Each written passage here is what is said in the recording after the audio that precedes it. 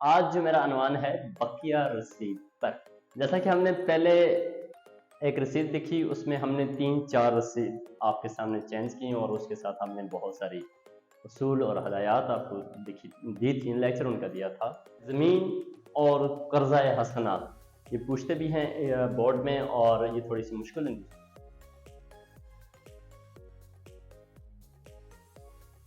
اعوذ باللہ من الشیطان الرجیم، بسم اللہ الرحمن الرحیم. السلام علیکم طلباء طالبات. آج جو میرا عنوان ہے بقیہ رسید پر. جیسا کہ ہم نے پہلے ایک رسید لکھی، اس میں ہم نے 3-4 رسید آپ کے سامنے چینج کی اور اس کے ساتھ ہم نے بہت ساری اصول اور ہدایات آپ کو دی تھی، لیکچر ان کا دیا تھا. آج میں نے 2 رسید لکھی ہوئی ہیں. ایک میں نے کہا تھا ذرا مشکل ہیں یہ جانوروں پہ، تو ہم نے پچھلے لیکچر میں بات کی. آج جو ہے زمین اور قرضہ حسنہ یہ پوچھتے بھی ہیں بورڈ میں، اور یہ تھوڑی سی مشکل ہیں دوسروں سے. تو بیٹا رولز میں نے پیچھے بہت سارے لکھے ہوئے ہیں، آپ وہ لیکچر ضرور دیکھیے گا. تو میں اب ٹو دا پوائنٹ بات کروں گا. ہم نے کہا کہ ہم رسید کے لیے یہ اصطلاح استعمال کرتے ہیں باعث تحریر آنکھیں. یہ فارسی زبان کے لفظ ہیں جن کے معنی ہیں تحریر کی وجہ یہ ہے کہ، اور ہم نے کہا مبلغ اب زمین کی ہے، 5 مرلہ زمین کی ہے، تو بیٹا میں نے اس کی قیمت لگائی 30 لاکھ روپے. اور میں نے آپ کو یہ بھی کہا تھا لفظوں اور ہندسوں میں دونوں میں رقم لکھی جاتی ہے تاکہ اس میں ردل بدل نہ ہو سکے.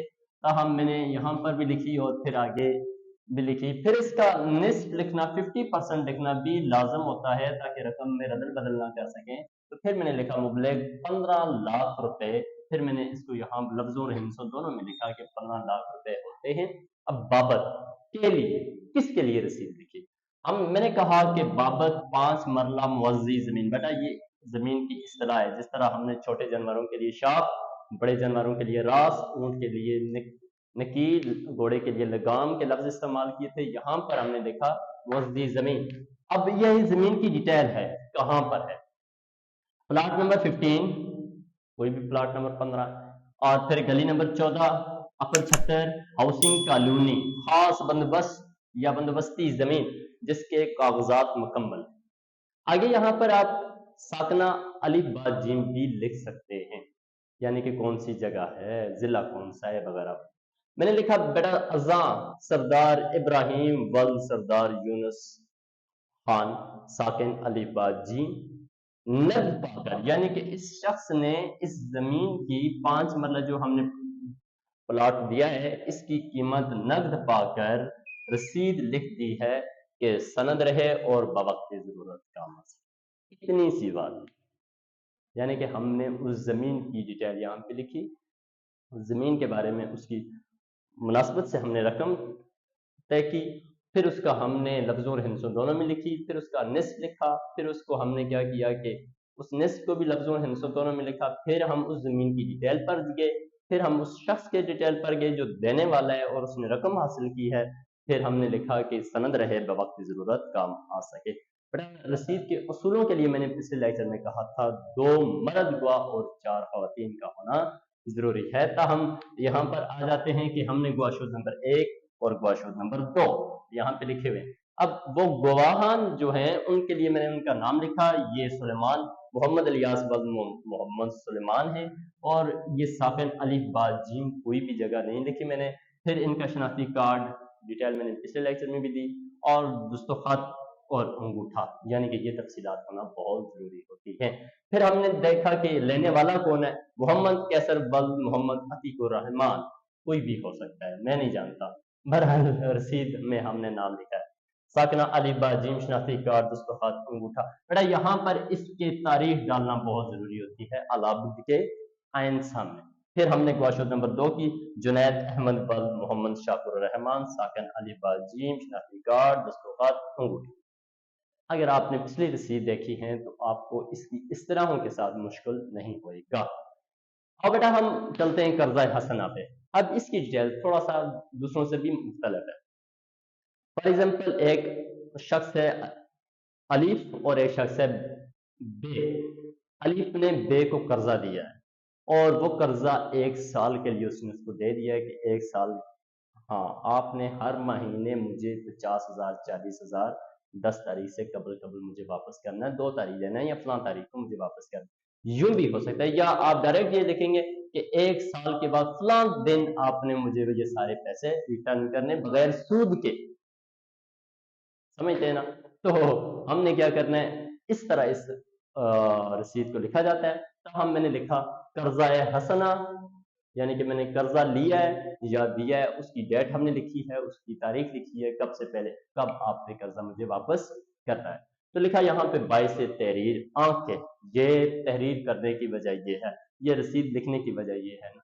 मुबलेग हमने लिखा 5 लाख रुपए, लफ्जों और हिंसा दोनों में मैंने लिख दी 5 लाख रुपए, निस जिनके मुबलेग 25,000 सॉरी 2,50,000 रुपए होते हैं। मैंने यहाँ पे लिखा 2,50,000 रुपए होते हैं। लफ्जों और हिंसन दोनों में रकम लिखी जाती है ताकि रकम में रदल बदल न की जा सके।